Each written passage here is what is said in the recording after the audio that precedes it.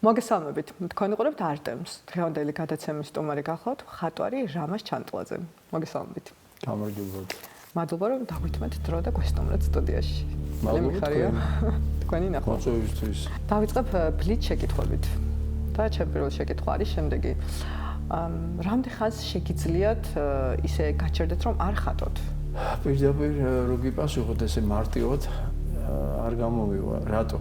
იმიტომ რომ მაგას აქვს ძალიან დიდი მომენტი, რასაც ქვია მონდომება. შეიძლება მოგინდეს ხატვა მთელი დღე, ყოველ დღე, შეიძლება რაღაცა პატარა შესვენებებით, მაგრამ ეს შესვენებები ძალიან ხანმოკლეა. როცა იდეა არ მოდის, როგორ იქცევით? ყოველთვის მოდის. თქვენს ძველ ნამუშევრებს თუ უყურებთ? რა თქმა უნდა. თვით კრიტიკა უფრო გეხმარებათ თუ აღიარება? ესე ორივე აუცილებელია. ხატვის დრო იკარგება? რა თქმა უნდა არა. ოდესმე თუ შეგშინებიათ საკუთარი ნამუშევრის? ერთი-ორჯერ იყო ესეთი შემთხვევა. უფრო ცლად რომ გითხრათ? შემშინებიათ შეიძლება ძალიან არ უხდებოდეს ამ შეფასებას. უბრალოდ არ მესიამოვნდა და ცოტა სხვა მიმართულება მივეცი. აქ ლაპარაკია პორტრეტზე. შეცვალეთ? შევცვალე თვალები. დაუმთავრებელი ნამუშევარი რას ნიშნავს თქვენთვის? არ არის ესეთი მცნება არ არსებობს. ნამუშევარი აუცილებელია დროზე გააჩერო. ნამუშევარი დაწყებიდან თუ კი შენ თვლი რომ იგი რაღაც ეტაპამდეა მისული, ყოველ წამს შეგიძლია გააჩერო, ოღონდ უნდა იცოდე როდის. შემთხვევითობების თუ გჯერათ? პრინციპში არ მიფიქრე ხე მაგას სერიოზულად, მაგრამ ხანდახან კი. მუსიკა რამდენად მნიშვნელოვანია თქვენთვის? მუსიკას ასე გამოთქმა არსებს ლომის წილიო, ხო, გაიგეთ ესეთი გამოთქმა, აი ჩემ ფიქრებში ლომის წილი აქვს რა, ესე ვთქვათ, მუშაობის დროს. ძალიან მეხმარება. რას უსმენთ? soul-ი, ჯაზი. ხატვის დროს უფრო ფიქრობთ თუ გრძნობთ? გრძნობ უფრო. რა ფერია თქვენი გრძნობა ხატვის დროს? მწვანე ლურჯი. გაქვთ რამე რიტუალი ხატვის დაწყებამდე? არა. არანაირი. უბრალოდ მინდა და მეტი არაფერი. სურვილი მაქვს ამის.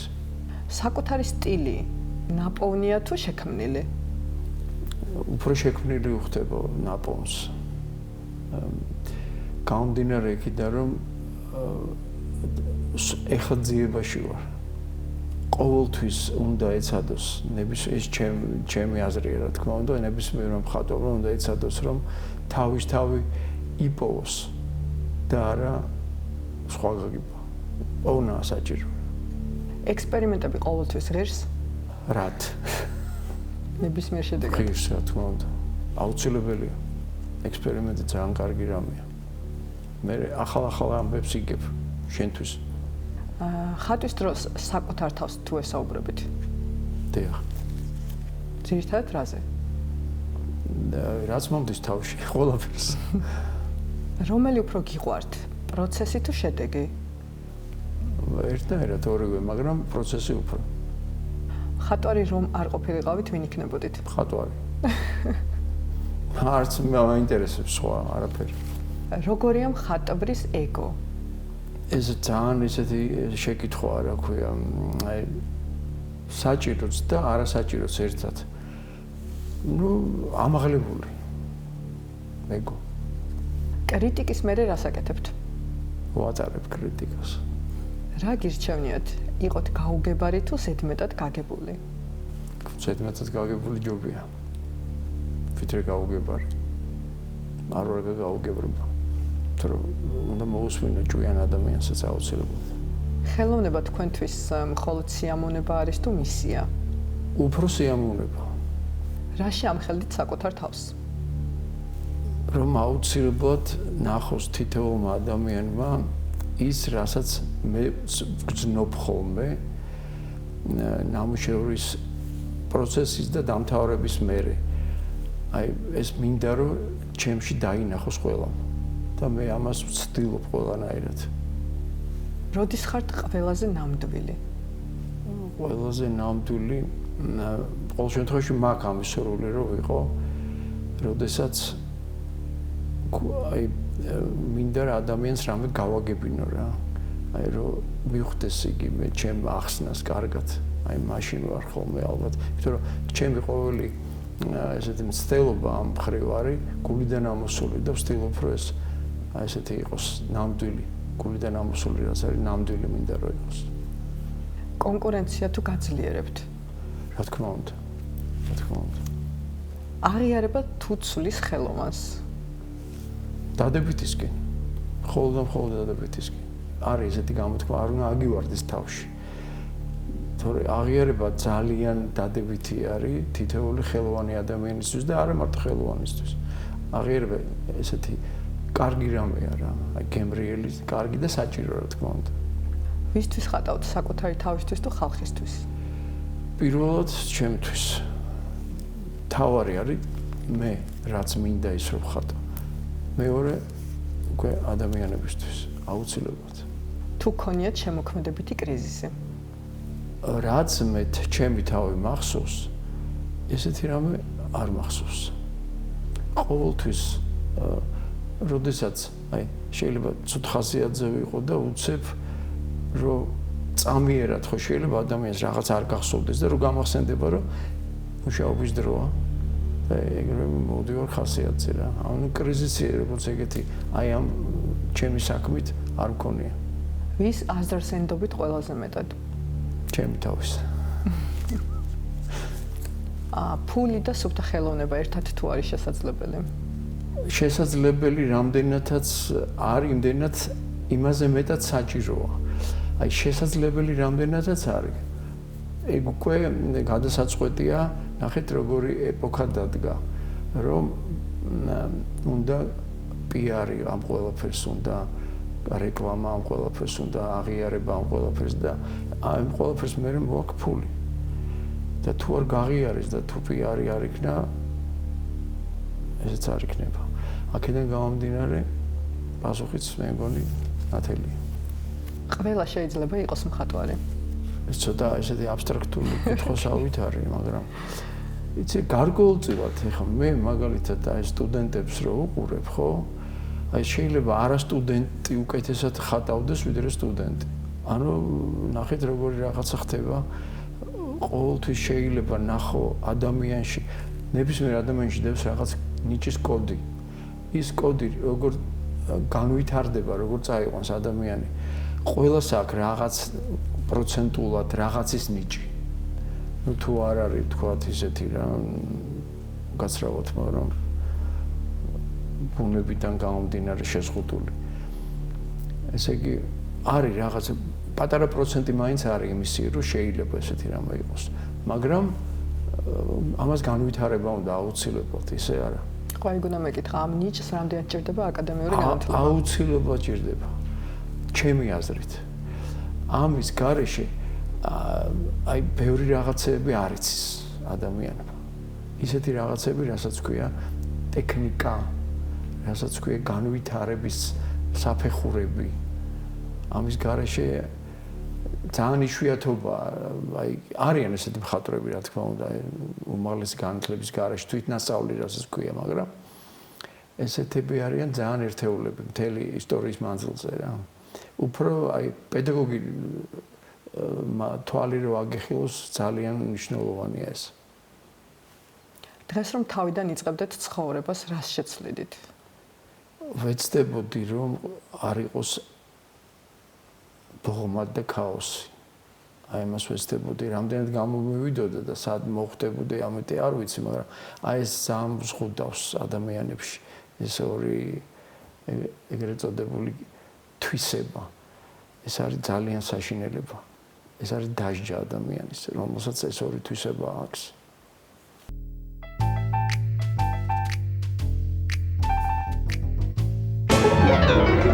გადავდივართ გადაცემის მეორე ნაწილზე, რადგანაც ვისაუბრებთ უშუალოდ თქვენს შემოქმედებაზე. და ჩემი პირველი შეკითხვა თქვენ საწყისებს ეხება. როდიდან ხატავთ? მარტივად რომ გითხოთ. აი სკოლამდე ასაკიდან. გახსოვთ ეს პერიოდი?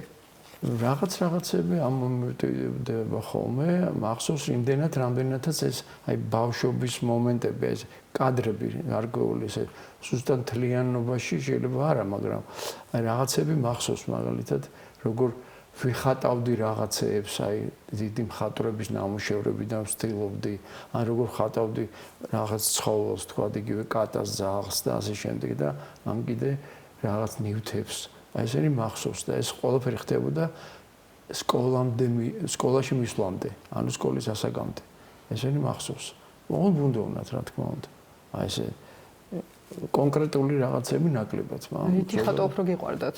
ბატონო? აი რითი ხატვა უფრო გიყვარდათ? მაგ დროს ფერადი ფანქრებით. რაც უფრო ხელმისაწვდომი იყო. და როდიდან მიხვდით, რომ ეს იყო თქვენი ცხოვრების განუყოფელი ნაწილი? პრინციპში აი პირველი კლასიდან ისე შემიყვარდა ეს ყველაფერი, რომ იყო ძალიან აი გაკვეთილების მეცადინეობის დროსაც კი რაღაცებს ხატავდი, რასაც მიშლიდან, რომ ჯერ იმეცადინე მერე ხატე და აი ესეთი მომენტები მახსოვს რა. და როგორ გაგრძელდა თქვენი შემოქმედების განვითარება? გაგრძელდა ესე იგი,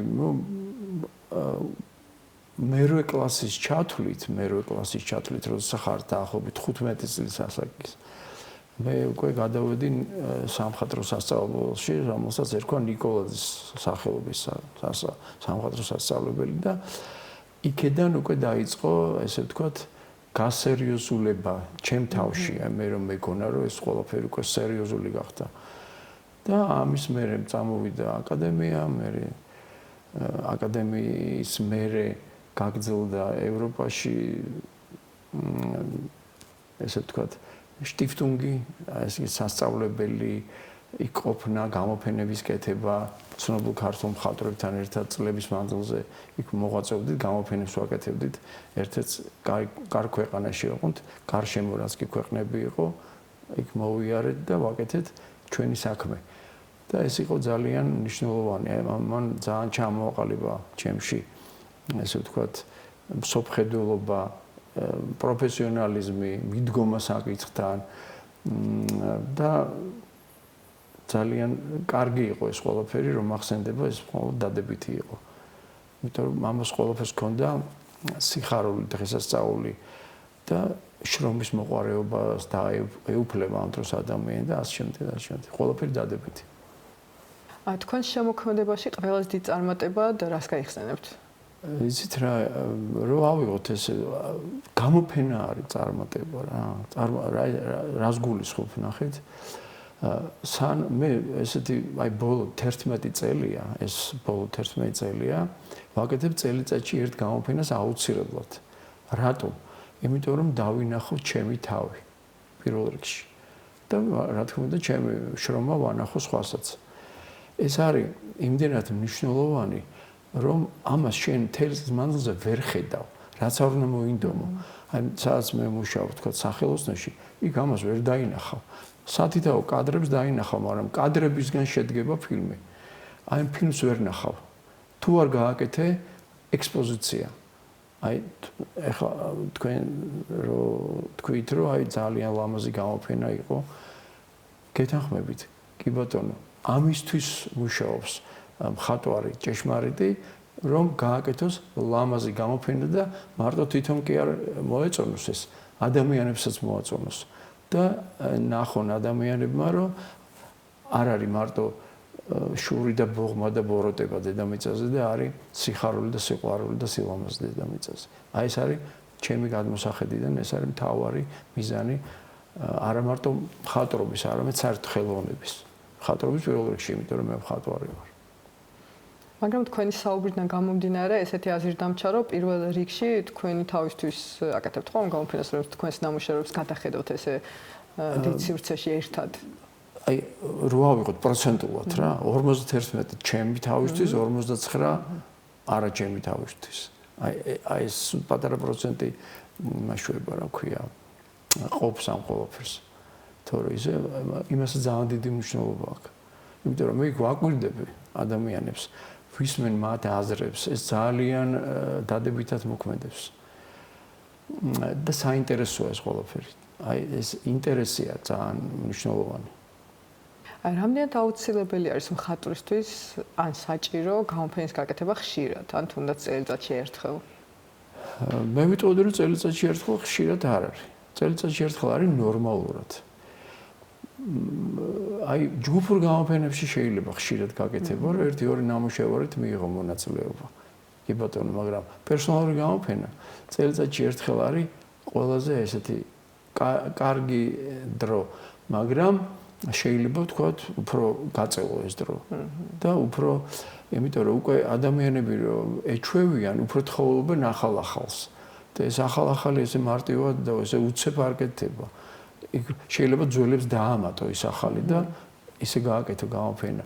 ესე ძალიან კარგია, იმიტომ რომ მე ვთქვათ, აი რომ გაიარა 10 წლის მანძილზე პირველი 2-3 წლის ნამუშევრები იქეთ აღარ გამოგაქ და გამოგაქ 10 წლის მერე და ის უკვე კარგი დავიწყებულებია და ახალთან ერთად შერწყმაში უკვე საინტერესო გამოდის, ანუ დავიწყებულებიც და აქედან გამომდინარე ისენიც უკვე ახალი ხდება მნახველისთვის. თქვენს გამოფენაზე ერთ-ერთმა დამთვალიერებელმა მითხრა, რომ რამაზეო ყოველ წელს თავის დაბადების დღეზე აკეთებს გამოფენას და ეხლა არ დაიმთხვა და რამდენი სწორი ინფორმაცია მაქვს. სწორი ინფორმაცია, ესე იგი, ყოველთვის ვთილობდი, რომ ოქტომბერია ჩემი დაბადების დღე, ოქტომბრის ბოლო და ყოველთვის ვთილობდი, რომ დამემთხვია ესა. რატო? იქიდან გამომდინარე, რომ მინდა ხოლმე ჩემი დაბადების დღეზე ბევრი ხალხი მოვიდეს. ამის საშუალება ხა ბინაში არ არსებობს. ეხლა 200 კაცი ბინაში 300 ადამიანი რომ მოვა, ნუ ეგ აბსურდია ხო გამორიცხული.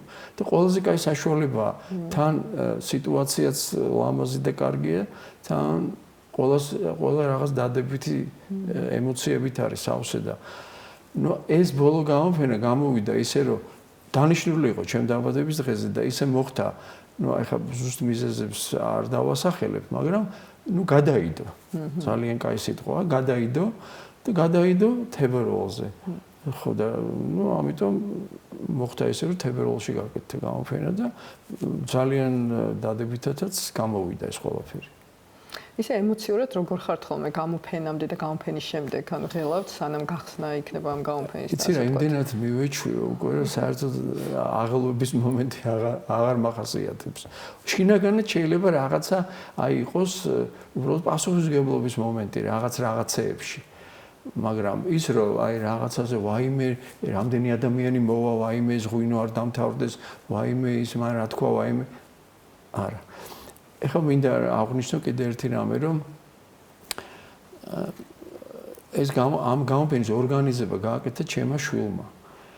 და ეს იყო ჩემთვის აი გვერდიდან რომ უყურებდი, იმდენად მონდომებული იყო და იმდენად კარგად გაართვა ამ ყველაფერს თავი, რომ აი მეტი რო არ შეიძლება რა, აი საერთოდ არაფერი არ გამეკეთებია. მამა, შენ მხოლოდ ხატე მითხრა, დანარჩენი ჩემზე იყოს და შეასრულო თავის სიტყვა. თქვენს მიერ დახატული ქალებიდან ყველა რეალურია? არა, რა თქმა უნდა. ყველა როგორ შეიძლება. წარმოსახვით. უმეტესობა არ რეალურია. შეიძლება აი ეხლა მე უყურებ ადამიანს ამ შემთხვევაში თქვენ და მე რაღაცებს ვიმახსოვრებ და შეიძლება უცებ დავხატო ანი და იყოს ტიპაჟურად იგივე, მაგრამ სხვა ადამიანი. აი ესეთები ხშირად მქონია მე ესეთ. მოგვიყვებით ჩანახატების გარეშე. საიდან მოგდით ძირითადად ინსპირაცია, რითი იკვებებით? ჩემ გარშემო რაც ხდება, აი ძალიან ესე იგი მე ცოტა ისე უყურებ ამ ყველაფერს. აი შეიძლება ითქვას ცოტა აბსტრაქტულადაც კი. ანუ რას გულისხმობ, ნახეთ? ყოველი დღე, როდესაც იღვიძებს ადამიანი, ყოველი დღე ერთმანეთს არ გავს. ყოველთვის სხვადასხვანაირია. ყოველ დღე სხვადასხვა ადამიანი გვხვდება, ყოველ დღე სხვადასხვა ფილმს უყურებ, ყოველ დღე სხვადასხვა აზრები მოგდის. შეიძლება უცებ უცხოეთში აღმოჩნდე და ასე შემდეგ და ასე შემდეგ. ეს ყველაფერი არის საზრდო იმ ემოციებისთვის და იმ ინსპირაციებისთვის, ესე დავარქვათ ამას ყველაფერს და ეს ყველაფერი მე იმდენად გამომუშავებული მაქვს უკვე წლების მანძილზე რომ რაღაცებს ვიმახსოვრებ და მე ამომიტივტივდება ხოლმე. აი მაგალითად მოგიყვანთ ერთ ესეთ მაგალითს, რომ ბავშვობაში დავდიოდი სკოლის ასაკში, აბონემენტები მქონდათ ხოლმე რა, ჩვენ სკოლაში გვაძლევდნენ აბონემენტს ოპერის. და გვინდოდა არ გვინდოდა უნდა გვევლო ოპერაში. რაღაცნაირად ესე იყო აწყობილი ეს ყველაფერი და ძალიან მომწონდა ბალეტი და არ მომწონდა ოპერა. მაშინ და ეს ბალეტი იმდენად მომწონდა, რომ დღემდე მახსოვს კარგად და ეს თემა, რომელსაც ჩემ ხელოვნებაში ადგილი თან საკმაოდ ისეთი ადგილი უკავია. დიდი მოცულობით, მე ბევრი ნამუშევრები გავაკეთე, სერიები, რეპეტიცია, ბალეტი და ასე შემდეგ. თქვენ ნახეთ ეს ალბათ ამ ბოლო გამოფენაზეც იყო, რომ ეს ყველაფერი იყო ჩემთვის ძალიან საინტერესო და ამოტივტივდა მე დაილექა ბავშვობაში და მე ამოვიდა ზემოთ და ეს გადმოვეცი გარეთ რა გამოვედი. რომელი უფრო გიყვართ, გრაფიკა თუ ფერწერა? ფერწერა. თუმცა გრაფიკაშიც მუშაობთ. რა თქმა უნდა. შიგადაშიგ. ერთ პატარა იმას გავაკეთებ, აი შესწორებაც არ ქვია ამას, აი ნახეთ, როდესაც ასწავლი ადამიანს ხატვას, ასწავლი გრაფიკულ ხატვასაც და მე ის ფერწერაში გადადის. ანუ ნახეთ, ორივე ძალიან მნიშვნელოვანია. გრაფიკული ხატვის გარეშე ძალიან ერთეული მხატვრებია მარტო საღებავით როცა ხატავენ და არიწყებენ გრაფიკით. ესეც კარგია, რა თქმა უნდა, ამასაც თავისი დადებითი მომენტები აქვს, მაგრამ როდესაც განათლებას აძლევ ხატვარს, იქ აუცილებლად გრაფიკაც უნდა იყოს. აუცილებლად. აქ ნახატზეა ლაპარაკი. ხვდებით ხო, რას ვიძახი? აი ხატვაშიც აი სტუდენტებს ვაძლევ დავალებას ჩანახატები მომიტანე და ერთ ნიშანს მოგიმატებ მოცემულობაში და ვაინტერესებ იმით, რომ ეს ჩანახატები აკეთოს. ეს არის ძალიან მნიშვნელოვანი, თუ კი მიხვდება სტუდენტი და მოაქვს, ესე იგი აზროვნებს და ნიჭიერია. თუ ეზარება, არა, ნაკლებად. თქვენ ასწავლით სამხატვრო აკადემიაში. რამდენად გიშლით ეს ხელს პირად შემოქმედებაში? საერთოდ არ მიშლის, პირიქით. ესეთი გამოთქმა არსებობს, გადავთარგმნე ამ გამოთქმას. 100 წელი იცხოვრე, 100 წელი ისწავლე. აი პირდაპირ ჩემ პასუხი ეგ არის, რომ ყოველ დღე მით უმეტეს სტუდენტებთან რამდენი ნიჭიერი სტუდენტი არსებობს, რამდენი ნიჭიერი ადამიანი, იქედანაც რაღაცის აღება შეიძლება მომენტის, თუნდაც ერთი წვეთის. თუ შენ ამას ყველაფერს ყურადღებით ადევნებ თვალს. აქედან გამომდინარე, მე საერთოდ არ მიშლის ეს ხელს. მე მიყვარს ჩემი საქმე, ვაკეთებ იმასაც და ამასაც. რა რჩევას მისცემთ ახალგაზრდა მხატვრებს? ეს კითხვა მაპატე ჩაგეკითხებით რა, ეს კითხვა მარტო ხატვის ხაზით ისმის თუ მთლიანობაში? მთლიანობაში საინტერესოა თქვენი გამოცდილებით. მთლიანობაში მე მივცემ ყველას ესეთ რჩევას, რომ აუცილებლად, ცოტა მოკლედ ვიტყვი, ხა ბევრი ლაპარაკი, ცარიელი არ უნდა წავიდეს აკადემიიდან სტუდენტი. არავითარ შემთხვევაში. იმიტომ რომ ეს არის წამგებიანი მიდგომა საკითხთან, ეს არის არასწორი მიდგომა საკითხთან და სულ ამაზე ვეუბნები, რომ აუცილებლად უნდა მაქსიმალურად გამოიყენონ ის დრო, ისედაც ის ცოტა დროა, რამდენსაც ისინი თქვა ჩემ საქმეში ატარებენ. და იმასაც რომ არაფერთ არ ჩააგდებს ადამიანის თავის ჯის ამითი და მეტი არაფერი. აი გარ ჩემ რჩევა რომ მაქსიმალურად აითვისონ იქაურობა. არა მარტო ხატოფერწერაში, ყველაფერში, რასაც ისინი სწავლობენ. რომელი არის თქვენი საყვარელი სამხატვრო მასალა? ზეთი. რატომ? ну ალბათ იქიდან გამომდინარე უფრო ახლოს არის მხატვრობასთან, პროფესიონალიზმთან, არის ზეთის ესე იგი ბევრი ისეთი საიდუმლო რაღაცები ახასიათებს ზეთის ფერს. მართალია უფრო გვიან შრება, მაგრამ უფრო ესეთი მდიდრული რაღაცების კეთება შეიძლება არსებობს, რა თქმა უნდა, წყლის აღებავების ძალიან კარგი აკრილი მაგალითად ახლა თანამედროვე რაც გახდა უკვე წლების მანძილზე მაგრამ ეს დიდი ხნის გამოგონებაა, მაგრამ მაინც ჩემთვის პრიორიტეტი არის ზეთის საღებავი, გამომდინარე იქიდან, რომ ზეთის საღებავით მუშაობ, აი ძალიან დიდი ხნიდან დაწყებული, ბევრი წლებია. აქედან გამომდინარე მე ყველაფერს მირჩევნია ზეთი. თქვენ რამდენიმე ნამუშევარში შევამჩნიე დახატული გაქვთ კლოუნი.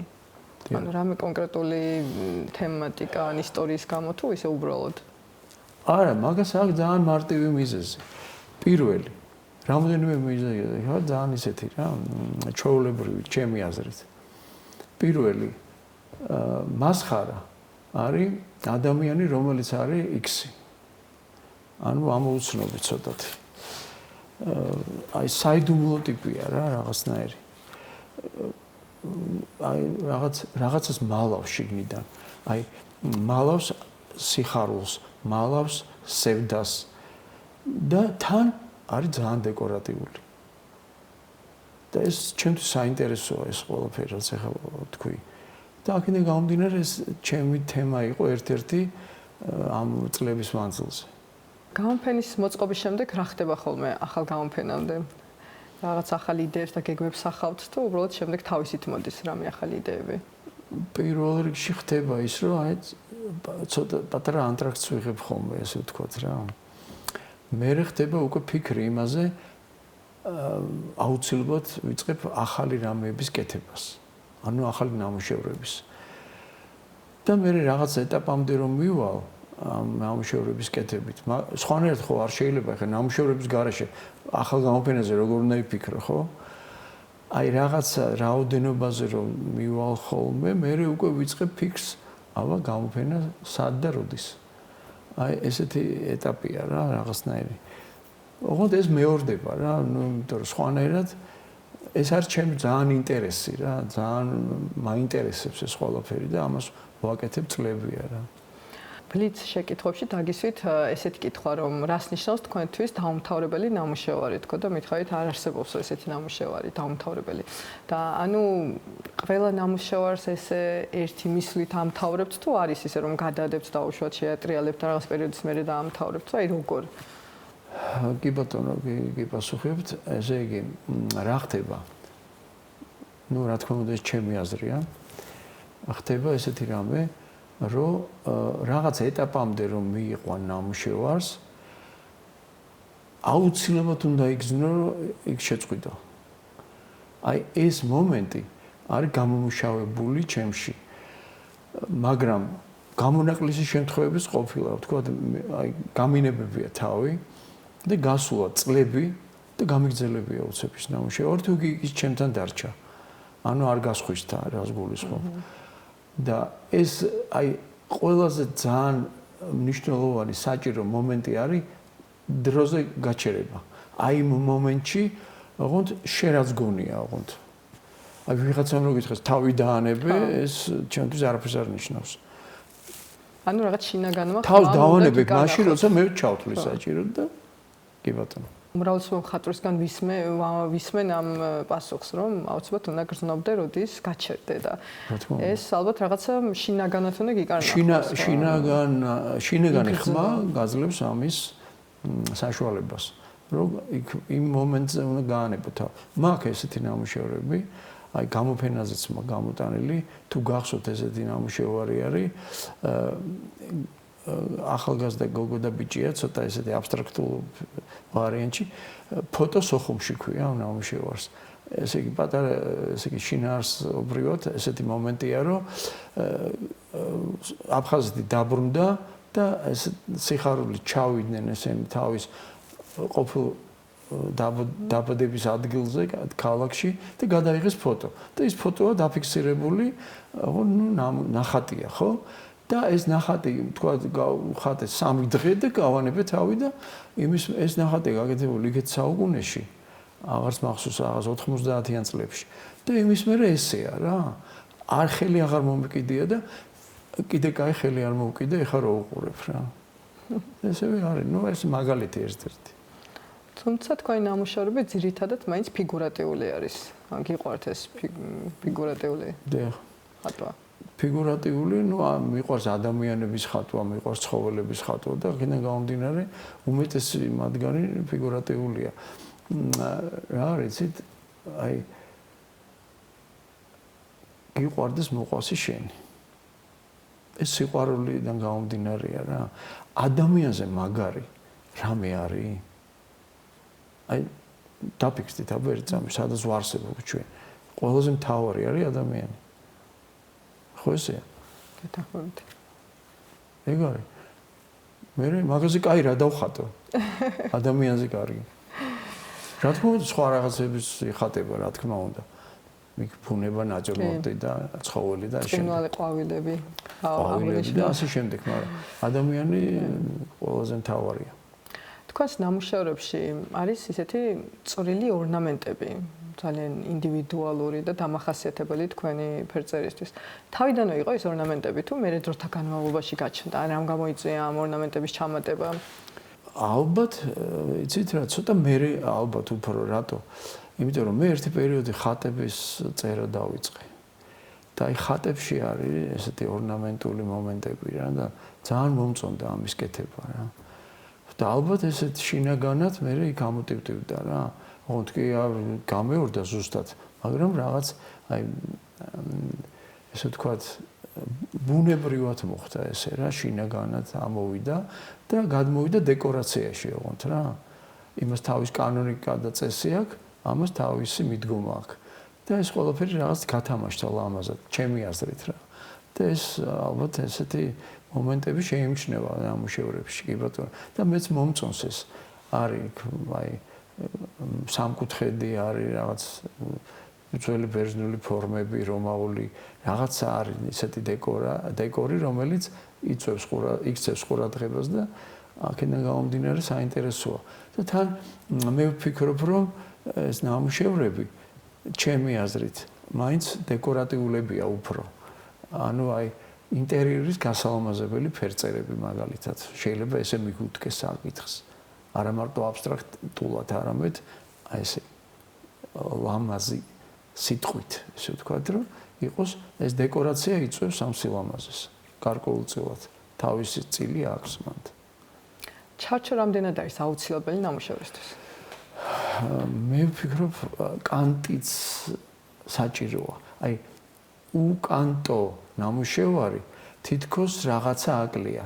აი ცოტა ისეთი შეიძლება არასწორი შედარება, მაგრამ აი ძალიან მარტივ რამეს ვიტყვი რა.